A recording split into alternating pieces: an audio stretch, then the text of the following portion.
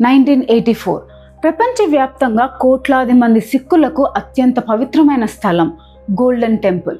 కానీ 1984 జూన్లో ఆ పవిత్రమైన ఆలయ ప్రాంగణంలోకి భారత సైన్యం ట్యాంకులతో సహా ప్రవేశించింది.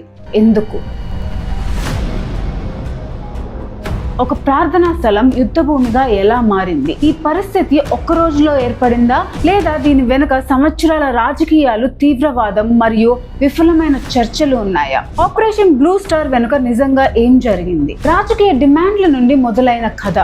1984లో జరిగిన ఆపరేషన్ బ్లూ స్టార్ ని అర్థం చేసుకోవాలంటే మనం కొంచెం వెనక్కి వెళ్ళాలి. ఎందుకంటే ఈ కథ జూన్ 1984లో మొదలవ్వలేదు, దాదాపు 10 ఏళ్ల ముందే మొదలైంది. ముందు ఒక విషయం అర్థం చేసుకోవాలి.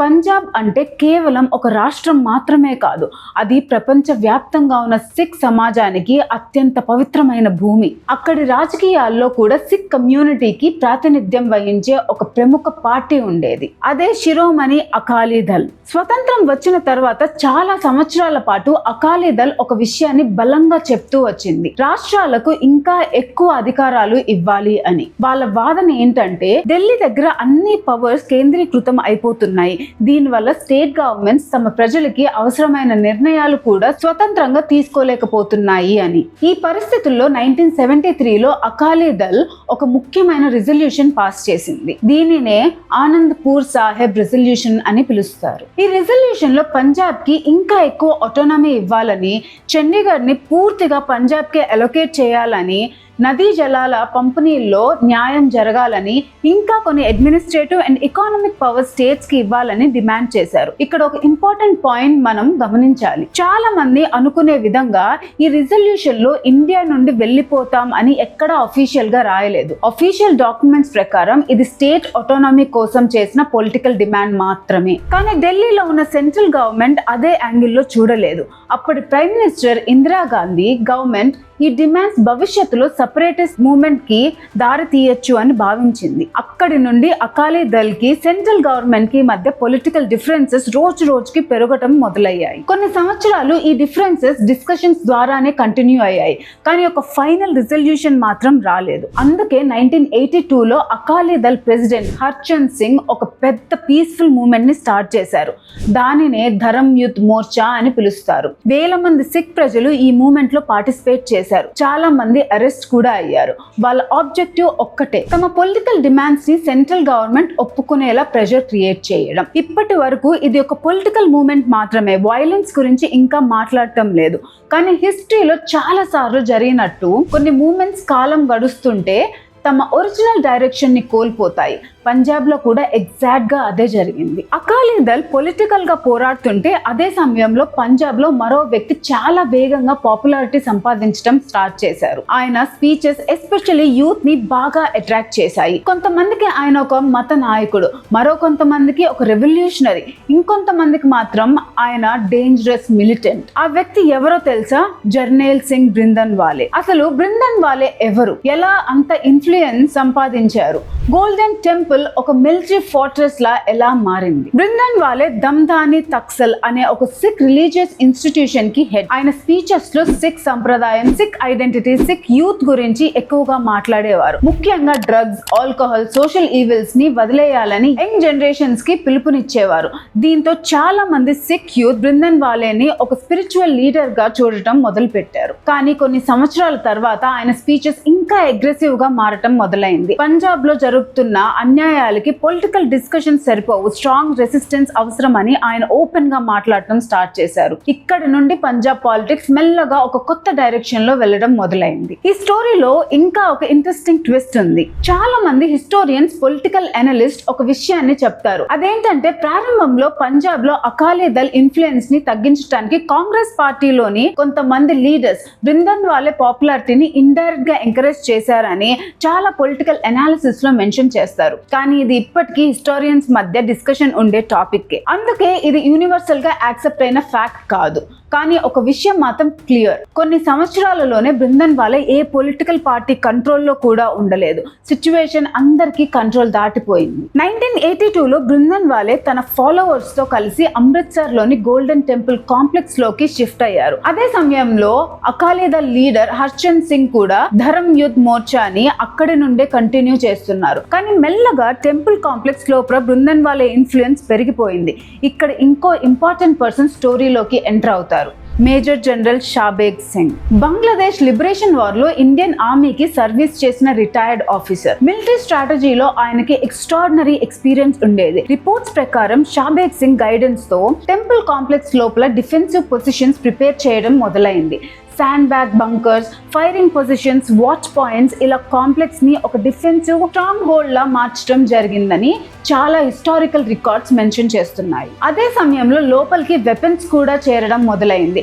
గవర్నమెంట్ ఏజెన్సీస్ కి ఇది ఆర్డినరీ పొలిటికల్ ప్రొటెక్ట్ కాదు, సెక్యూరిటీ ఇష్యూగా మారుతోందని క్లియర్ సిగ్నల్స్ కనిపించడం మొదలైంది. ఒకవైపు అకాలీదళ్ ఇంకా పొలిటికల్ రిజల్యూషన్ కోసం ప్రయత్నిస్తుంది, ఇంకోవైపు బృందన్వాలే ఫాలోవర్స్ ఆర్మ్డ్ రెసిస్టెన్స్ కి సిద్ధం అవుతున్నారు. గవర్నమెంట్ చర్చలు కంటిన్యూ చేస్తుంది, కానీ ఒక అగ్రిమెంట్ మాత్రం రాలేదు. రోజు రోజుకి పంజాబ్ లో వైలెన్స్ పెరిగిపోతుంది. Police officers, political leaders, ordinary civilians attacks కి గురవుతున్నారు. 1984 వచ్చేసరికి ఢిల్లీ ముందు ఒక చాలా కష్టమైన ప్రశ్న నిలిచింది. ఈ క్రైసిస్ ని పొలిటికల్ గా సాల్వ్ చేయాలా లేదా ఆర్మీని రంగంలోకి దించాలా? చివరికి గవర్నమెంట్ ఒక నిర్ణయం తీసుకుంది. ఆ నిర్ణయం ఇండియన్ హిస్టరీలోనే అత్యంత కాంట్రవర్షియల్ మిలిటరీ ఆపరేషన్ కి దారి తీసింది, ఆపరేషన్ బ్లూ స్టార్. అది ఎలా ప్లాన్ చేశారు? జూన్ 1984 లో గోల్డెన్ టెంపుల్ చుట్టూ రోజు రోజుకి ఏం జరిగింది? 1984 జూన్ మొదటి వారం పంజాబ్ మొత్తం ఆల్రెడీ కర్ఫ్యూ అట్మాస్ఫియర్ లో ఉంది. గోల్డెన్ టెంపుల్ కాంప్లెక్స్ లోపల హెవీ వెపన్స్ ఉన్నాయని ఇంటెలిజెన్స్ రిపోర్ట్స్ గవర్నమెంట్ దగ్గరికి వరుసగా వెళ్తున్నాయి. పొలిటికల్ డిస్కషన్స్ చాలా సార్లు జరిగాయి, కానీ ఒక ఫైనల్ సొల్యూషన్ మాత్రం దొరకలేదు. చివరికి గవర్నమెంట్ ఆర్మీని డిప్లాయ్ చేయాలని నిర్ణయం తీసుకుంది. ఆ మిలిటరీ మిషన్ కి పెట్టిన పేరు ఆపరేషన్ బ్లూ స్టార్. ఆపరేషన్ కి లీడర్షిప్ తీసుకున్నది lieutenant general Kuldeep Singh Brar. June 1 నుండి గోల్డెన్ టెంపుల్ చుట్టూ ఆర్మీ మరియు పారామిలిటరీ ఫోర్సెస్ స్ట్రాటజిక్ పొజిషన్స్ తీసుకోవడం మొదలుపెట్టాయి. సిచ్యువేషన్ ని అసెస్ చేయడం, లోపల ఉన్న ఫైరింగ్ పొజిషన్స్ ని ఐడెంటిఫై చేయడం ప్రధాన ఆబ్జెక్టివ్. అట్మాస్ఫియర్ మొత్తం చాలా టెన్స్ గా మారిపోయింది. జూన్ 2, జూన్ 3 పంజాబ్ అంతటా కర్ఫ్యూ ఇంప్లిమెంట్ చేశారు. Railways, public transport, communication lines అన్ని సివియర్ రిస్ట్రిక్షన్స్ కిందకి వచ్చాయి. ఆర్మీ లౌడ్ స్పీకర్స్ ద్వారా టెంపుల్ కాంప్లెక్స్ లోపల ఉన్న పిల్గ్రిమ్స్, ఆర్డినరీ డివోటీస్, మహిళలు, పిల్లలు అందరినీ బయటకి రావాలని రిపీటెడ్ గా అపీల్స్ చేసింది. కొన్ని రిపోర్ట్స్ ప్రకారం చాలా మంది బయటకు వచ్చేశారు, కానీ అందరూ రాలేకపోయారు. కొంతమంది లోపలే మిగిలిపోయారు. అదే సమయంలో అకాలీదళ్ లీడర్ హర్చంద్ సింగ్ ఇంకా గుర్చరణ్ సింగ్ తోహ్రా ఆర్మీకి సరెండర్ అయ్యారు. కానీ బృందన్వాలే మరియు అతని దగ్గర ఉన్న కోర్ ఫాలోవర్స్ టెంపుల్ కాంప్లెక్స్ వదిలి వెళ్ళడానికి ఒప్పుకోలేదు. వాళ్ళు అక్కడే ఉండి రెసిస్టెన్స్ కంటిన్యూ చేయాలని డిసైడ్ అయ్యారు. జూన్ 5 రాత్రి సిచ్యువేషన్ ఫైనల్ స్టేజ్ కి చేరుకుంది. Army commandos, infantry units golden temple complex లోపలికి అడ్వాన్స్ అవ్వడం మొదలు పెట్టాయి. ఇనీషియల్ ఎక్స్పెక్టేషన్స్ ఏంటంటే ఆపరేషన్ రిలేటివ్ గా ఫాస్ట్ గా కంప్లీట్ అవుతుంది అని, కానీ గ్రౌండ్ రియాలిటీ చాలా డిఫరెంట్ గా ఉంది. టెంపుల్ కాంప్లెక్స్ లోపల స్ట్రాంగ్ డిఫెన్సివ్ పొజిషన్స్ రెడీగా ఉన్నాయి. హిస్టారికల్ అకౌంట్స్ ప్రకారం retired major general Shabeg Singh military planning వల్ల firing positions, cover points, strategic locations ముందే ప్రిపేర్ చేశారు. ఆర్మీ ముందుకు వెళ్ళిన ప్రతి స్టెప్ స్ట్రాంగ్ రెసిస్టెన్స్ ని ఫేస్ చేయాల్సి వచ్చింది. ఆపరేషన్ ఎక్స్పెక్టెడ్ టైం కన్నా చాలా కష్టంగా మారటం మొదలైంది. జూన్ 5 రాత్రి ఆపరేషన్ ఇంకా కంటిన్యూ అవుతుంది. ఆర్మీ క్యాజువాలిటీస్ పెరుగుతున్నాయి, రెసిస్టెన్స్ ఇంకా ఆగడం లేదు. ఢిల్లీలో ఉన్న మిలిటరీ లీడర్షిప్ ముందు ఒక చాలా కష్టమైన డెసిషన్ నిలిచింది. ఇన్ఫాంట్రీతో కంటిన్యూ చేయాలా లేదా హెవీ ఆర్మర్ యూజ్ చేయాలా? ఆ ఒక్క డెసిషన్ ఆపరేషన్ బ్లూ స్టార్ మొత్తం డైరెక్షన్ ని మార్చేసింది. జూన్ 6 తెల్లవారుజామున ఇండియన్ ఆర్మీ ఇండియన్ హిస్టరీలోనే అత్యంత కాంట్రవర్షియల్ మిలిటరీ డెసిషన్ లో ఒకటి తీసుకుంది. ట్యాంక్స్ గోల్డెన్ టెంపుల్ కాంప్లెక్స్ లోపలికి ఎంటర్ అయ్యాయి. జూన్ 6 తెల్లవారుజామున ఆపరేషన్ బ్లూ స్టార్ అత్యంత క్రిటికల్ స్టేజ్ కి చేరుకుంది. ఆర్మీ కమాండోస్ రాత్రి మొత్తం టెంపుల్ కాంప్లెక్స్ లోకి ముందుకు వెళ్ళటానికి ప్రయత్నించారు. కానీ రెసిస్టెన్స్ ఇంకా కంటిన్యూ అవుతూనే ఉంది. మిలిటరీ రిపోర్ట్స్ ప్రకారం ఆర్మీ క్యాజువాలిటీస్ కూడా పెరిగిపోతున్నాయి. ఢిల్లీలో ఉన్న మిలిటరీ లీడర్షిప్ ఒక కష్టమైన నిర్ణయం తీసుకుంది. హెవీ రెసిస్టెన్స్ ని బ్రేక్ చేయడానికి ఆర్మ్డ్ సపోర్ట్ యూజ్ చేయడానికి పర్మిషన్ ఇచ్చారు. ఆ తర్వాత ట్యాంక్స్ టెంపుల్ కాంప్లెక్స్ లోపలికి మూవ్ అయ్యాయి. మెయిన్ టార్గెట్ అకాల్ తఖ్త్. ఎందుకంటే హిస్టారికల్ అకౌంట్స్ ప్రకారం ఆర్మ్ మిలిటెంట్స్ అక్కడి నుండే స్ట్రాంగ్ రెసిస్టెన్స్ కంటిన్యూ చేస్తున్నారు. హెవీ షెల్లింగ్ జరిగింది. ఆ బొంబార్డ్మెంట్ వల్ల సిక్ కమ్యూనిటీకి అత్యంత పవిత్రమైన అకాల్ తఖ్త్ బిల్డింగ్ తీవ్రంగా డ్యామేజ్ అయింది. ఈ విజువల్స్ దేశం మొత్తాన్ని కాదు, ప్రపంచం మొత్తానికి షాక్ కి గురి చేశాయి. చాలా మంది సిక్స్ కి ఇది కేవలం మిలిటరీ ఆపరేషన్ కాదు, తమ పవిత్రమైన స్థలంపై జరిగిన ఒక తీవ్రమైన గాయంలా అనిపించింది.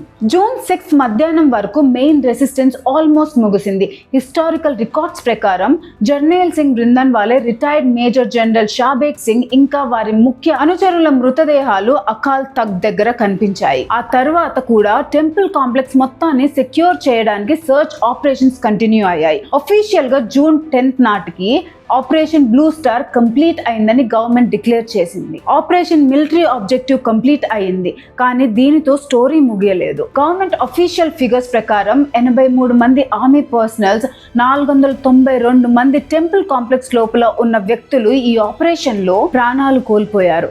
అయితే ఇండిపెండెంట్ రిపోర్ట్స్ ఈ సంఖ్య ఇంకా ఎక్కువ ఉండొచ్చని చెప్తున్నాయి. ఎగ్జాక్ట్ నెంబర్స్ గురించి ఇప్పటికీ హిస్టారియన్స్ మధ్య డిస్కషన్స్ కంటిన్యూ అవుతూనే ఉన్నాయి. కానీ ఒక విషయం మాత్రం అందరూ ఒప్పుకుంటారు, ఈ ఆపరేషన్ వేలాది మంది మనసుల్లో డీప్ ఎమోషనల్ వూండ్ ని మిగిలించింది. ఆపరేషన్ బ్లూ స్టార్ జరిగిన కేవలం 4 నెలల తర్వాత అక్టోబర్ 31, 1984 ప్రైమ్ మినిస్టర్ ఇందిరాగాంధీ తన 2 సిక్ బాడీ గార్డ్స్ చేతుల్లో అసాసినేట్ చేయబడ్డారు. ఆ తర్వాత ఢిల్లీతో పాటు దేశంలో చాలా చోట్ల ఘోరమైన యాంటీ సిక్ రైట్స్ జరిగాయి. వందలు కాదు, వేలాది కుటుంబాలు ఆ హింస వల్ల జీవితాంతం మర్చిపోలేని నష్టాన్ని అనుభవించాయి. బ్లూ స్టార్ కేవలం ఒక మిలిటరీ ఆపరేషన్ గా మాత్రమే మిగిలిపోలేదు. అది India political history, Punjab society, Sikh community అందరినీ డికేట్స్ వరకు ప్రభావితం చేసిన ఒక టర్నింగ్ పాయింట్ గా మారిపోయింది. ఆపరేషన్ బ్లూ స్టార్ ని అర్థం చేసుకోవాలి అంటే ఒక్కరోజు జరిగిన ఆపరేషన్ ని మాత్రమే చూడకూడదు. దాని ముందున్న రాజకీయ విభేదాలు, పీస్ఫుల్ నెగోసియేషన్స్, పెరిగిన మిలిటెన్సీ, సెక్యూరిటీ కన్సర్న్స్ ఇవన్నీ కలిసి ఈ పరిస్థితికి దారి తీశాయి. పొలిటికల్ ప్రాబ్లమ్స్ ని వీలైనంత వరకు పొలిటికల్ డైలాగ్ తో సాల్వ్ చేయాలి. ఎందుకంటే డైలాగ్ ఫెయిల్ అయిన ప్రతిసారి సాధారణ ప్రజలే సఫర్ అవ్వాల్సి వస్తుంది. జై భారత్.